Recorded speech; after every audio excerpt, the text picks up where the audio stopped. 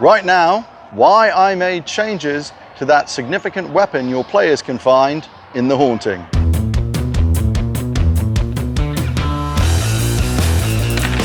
I'm outside. It's a miracle. I'm not in my office. The reason I'm not in my office today is today I'm recording the first of what I hope to be a few of these extra videos. I need to be in the office for my long big vids because I have a very big script to read and I have it rolling down in front of me. But when I'm covering shorter topics like maybe follow-ups on modules or perhaps doing rants on things that don't require a whole big vid, I thought let's take it outside, even though it is hot as all hell out here today.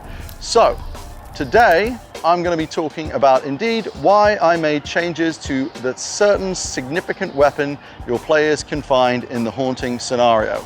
If you plan on playing it, this is your spoiler warning now.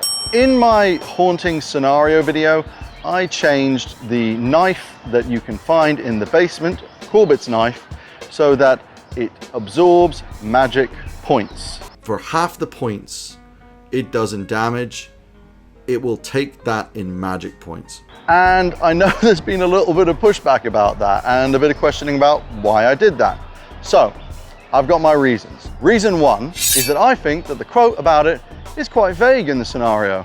If the investigators manage to wrest control of it and successfully stab Corbitt with it, he will quickly turn to ashes and dust, regardless of any spells. And a lot of you out there thought, that means it's an insta-kill. Boosty, you're being very silly. And I say, I reject your reality and I substitute my own. Quickly turn to ash. That doesn't say instantly, it doesn't say insta-kill. I think there's wiggle room there. And the regardless of any spells, that just means his resistance isn't helping him. Which brings me to reason number two. The weapon should be snazzy. It should be interesting. This is the first relic your players will find. It is, you want to have this weapon to have utility beyond the scenario and just being a Corbitt killing weapon. You already killed Corbitt. This needs to be able to do something else, which is why magic point stealing. I like it. But maybe also the flesh ward avoiding. Who knows? You give it some little bit of power, a little bit of potency. Make it something the players hold on to. And with that, you can get mean with it. Because all relics, all magical items in Call of Cthulhu come with a cost. So what's the cost of this one? Maybe this knife drains sanity every time you use it to absorb the magic points from it. Maybe this knife craves blood and your players will wake up in the middle of the night covered in blood and they've obviously gotten up and gone out and stabbed someone and they don't know who. Maybe that. Maybe the knife slowly turns them old, gives them unnatural long life, but it also is aging them at the same time, turning them the same type of mummy that Corbitt did. Who knows? But there's always a cost.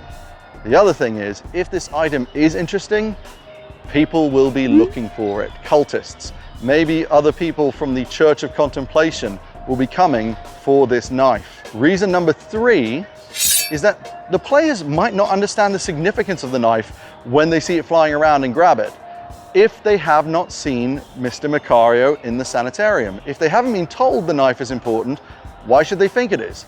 But if the knife could steal magic points and has stabbed them, which it probably has, and they've noticed it's absorbed their magic points, they know it does that, which means they will more likely use it against Corbitt. Simple. And lastly, reason number four, frankly, it's to avoid an anticlimax.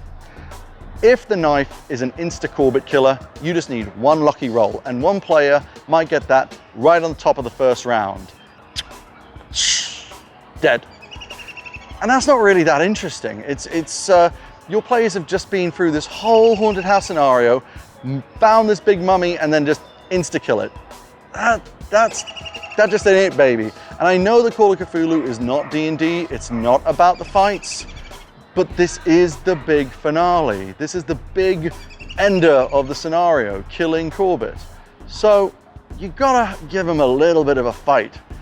And like I said, Call of Cthulhu is not D&D. The fights don't have to be fair. Corbitt is very, very powerful, and if you don't have an insta-kill weapon, maybe he's now even more powerful. Is that fair? No. The Call of Cthulhu was never fair. So that's it. Those are my reasons why I changed Corbitt's knife in the Call of Cthulhu scenario, The Haunting. You may agree, you may disagree. I'd love to hear it either way. We're all just making this up as we go along, really. So I hope you enjoyed this extra video. Next big vid is on the way. I've half written it. I've got to finish writing it and recording it, but it is on the way. In the meantime, happy gaming.